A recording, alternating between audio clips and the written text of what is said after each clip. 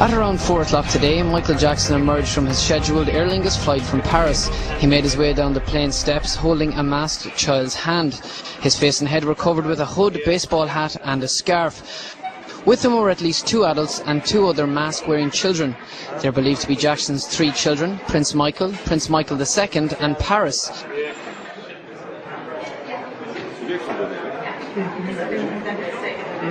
Under the watchful eye of local Gardaí, Jackson and his travelling party made their way through immigration and boarded a silver Volkswagen minibus.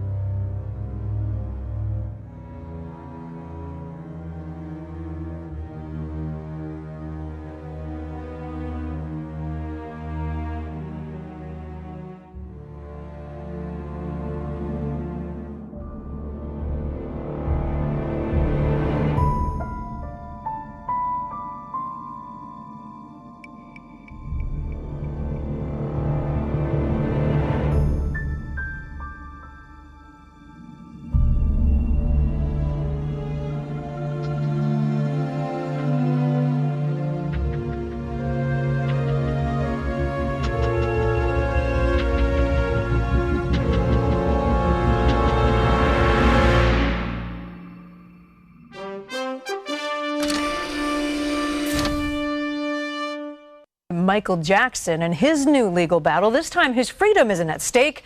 It's his money. Lawyers for the singer will be in court today to defend Jackson against a breach of contract suit by a former business advisor. And ABC News has the videotaped deposition that shows the king of pop upholding his good name. ABC's Heather Nauert has that story. The last time Michael Jackson went to trial, jurors never heard him questioned by lawyers. But in a new case, a meek Jackson is deposed about payments to former business partner Marc Schaffel. Did you ever pay him a fee for anything he did? I don't know. I'm sure he got money. Schaffel claims Jackson owes $3.8 million in expenses and fees from a documentary he produced to bolster the pop star's image. Why are you sure he got money? Because he seemed to be always happy. Money doesn't buy happiness. Well, but... he was smiling a lot. Well, his claimed memory is that he remembers nothing. That his favorite term is, that's very foggy to me. Thomas Mundell is defending Jackson, appearing exclusively on Good Morning America Sunday. He said Jackson didn't focus on how he spent money. Well, I think Michael has a history of delegating a lot of his business matters to advisors, accountants, lawyers, and so forth. He really spends most of his time focusing on the creative aspects of his career. Perhaps most surprisingly, the star explains that he earns extra money leasing Neverland property to cattle ranchers. Yeah, well, we have cows on the property that belong to other ranchers, and we give them the space. Okay. Because I don't like asking, really. And they pay you in cash? They don't pay me personally. I'm sorry, they pay someone on your behalf in cash? Yes. Okay. So all your cash, whenever you need cash to shop or wherever, comes from the cows? Yeah, believe it or not. I don't. A lot of But it. that's okay, I don't have to. Today, the Jackson trial resumes here in Santa Monica, but this time the pop star won't make any grand entrances. He's not expected to attend the trial. His manager says he's moving to Europe. He's also overhauling his management team, and despite his latest legal woes, he's planning a tour and says he'll release a new album in 2007. For Good Morning America, Heather Nauert, ABC News, Los Angeles.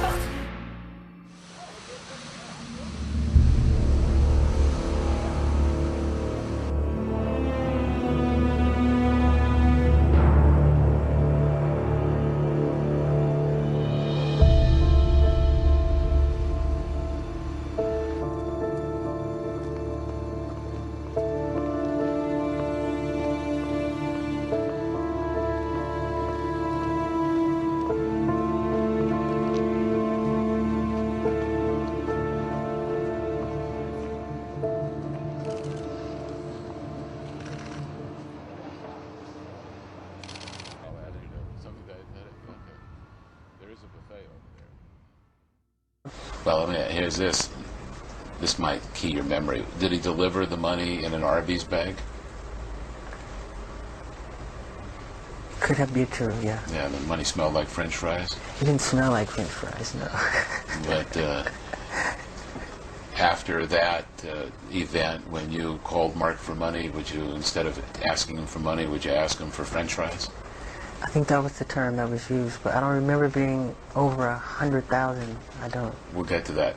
But so after the time he delivered money to you in an Arby's bag, there were subsequent occasions when you called him and asked for French fries, correct? Instead of asking for money. I don't know if he made up that expression or I did. I don't know. I really don't know. Right. But I do remember it. Right. I don't care who made it up. I just want to confirm that after the first time he brought you cash in an Arby's bag, you would ask him to bring you cash, but you would ask for French fries instead of cash. I don't know that. Well, you just said that you remember that, but you don't remember asking. I remember at one time he brought in an Arby's bag. It wasn't like a habitual thing. Okay.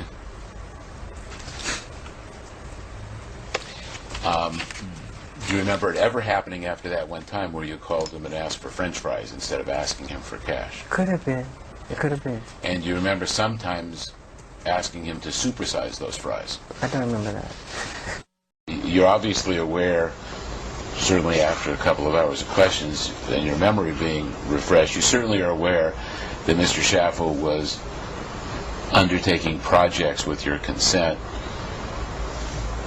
My question is, did you, at the time he was undertaking these projects, have some expectation that at some point in time you would be compensating Mr. Schaffel for his work? Well, I knew he wanted something, probably. I mean, of course. I'm not asking what he wanted. I'm asking if you, Michael Jackson, at the time thought, well, I'm going to have to compensate this guy at some point for his services.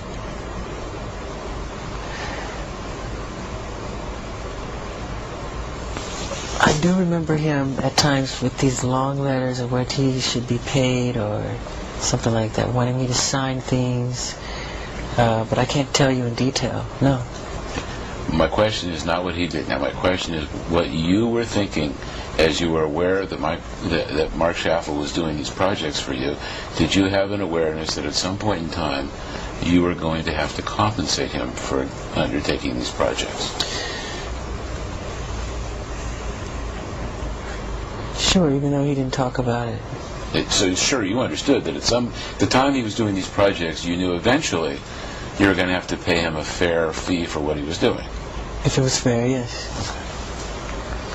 Did you ever pay him a fee for anything he did? I don't know. I'm sure he got money. You are sure he got? Why are you sure he got money? Because he seemed to be always happy. Money doesn't buy happiness. Well, he was smiling a lot. How would you get cash in 2003? Easily. If I needed it, I never wanted to go through the accountants. I would just simply get it at Neverland. How would you do that? The leasing of the cows on the estate. I'm talking greenback folding money. Yeah, greenback folding money. That by leasing the cows? Yeah. Well, we have cows on the property that belong to other ranchers, and we give them the space. Okay. Because I don't like asking, really. And they pay you in cash? They don't pay me personally. I'm sorry, they pay someone on your behalf in cash? Yes. Okay. So all your cash, whenever you need cash to shop or wherever, comes from the cows? Yeah, believe it or not. I don't. A lot of But it. that's okay. I don't have to. Well, I'm telling you. Okay. So Alan Whitman's office never arranged for you to get cash, correct? Not that I can recall, because I don't remember talking to Alan. Well, I don't think it might I've not ever have met been him. you. Good morning, Mr. Jackson. Good morning. We've met before in London, so I won't go through the rules for a deposition because I know you've heard those before. I would ask you, I would remind you we're following up on your deposition of September 23rd, 2005, before trial in this action. You remember you were deposed on September 23rd, 2005 by me? Yes. Have you had the opportunity to review the transcript of your testimony in that deposition? No. Well, the first thing I'm going to do, Mr. Jackson, is I'm going to let the record reflect I'm going to hand you a subpoena requiring your attendance at trial next month in Los Angeles. Okay, just for the record, Michael, just so you know, that subpoena is ineffective. Okay, I know. That doesn't mean a thing. That's just grandstanding, trying to intimidate you and throw you off. It's the sort of thing he does. You can take this and just tear it up. Let the record reflect That's nothing. that Mr. Mundell has torn up the trial subpoena I just served. That's right. Where is your place of residence? And now Bahrain. Did you direct somebody to make sure that since you were disassociating from Marc Schaffel, then you wanted to do it in a kind and humane manner that somebody make sure that Mr. Schaffel was reimbursed for whatever expenses he had laid out on the song, What More Can I Give? At the time, I remember juggling probably 200 different compositions in my head, writing them, working on in the middle of an album, also visualizing short films for each song. And something like this to just be my main focus of attention, I can't imagine, no. Did you ever have a cash flow problem in 2003 where you wanted to spend money on something or you needed to spend money on something and didn't have it? I'd be guessing. I don't know. 2002. I don't know. Okay. Have you ever had a cash flow problem in your adult life? I've heard of cash flow problems, but I'm not sure if it was accurate or not. You learned at some point in time about Mr. Schaffel's background in what you call gay pornography. It's not what I call. That's what it was. It was gay pornography? Yes. And I was shown a videotape by the lawyer, and I was shocked when I saw. Because I didn't want to believe it when he told me. Then he said, well, you have to see this. I was surprised that he was in that business, which he never told me. And it was something that is not appropriate, you know, for what I was projecting with my work. So it just didn't match. What is it that you saw that shocked you?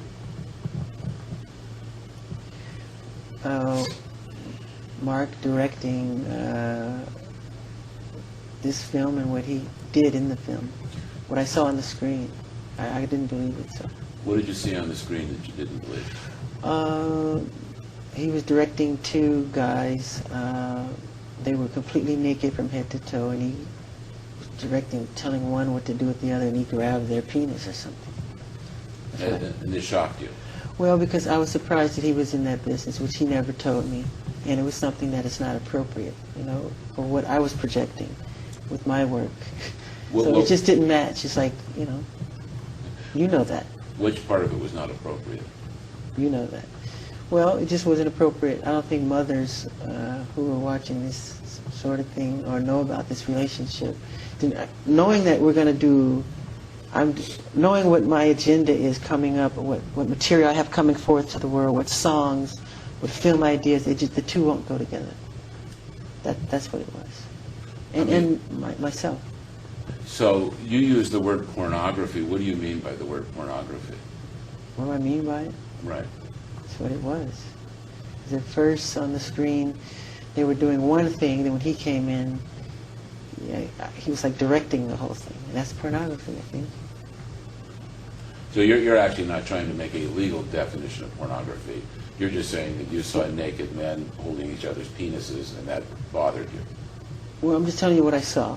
I'm just telling you what I saw. Right, but you said you were shocked. I'm trying to figure out what shocked you. Well, I was shocked because he didn't tell me. Had you ever asked him what he did in the past? No, I would think he would tell me. Don't try to make a mess of this. Come on. You sued him, Mr. Jackson. Come on. So you never asked Mr. Schaffel what he did before he met you for a living, right? That's your testimony? He pretty much hid it. I think he didn't tell. He didn't say any of that.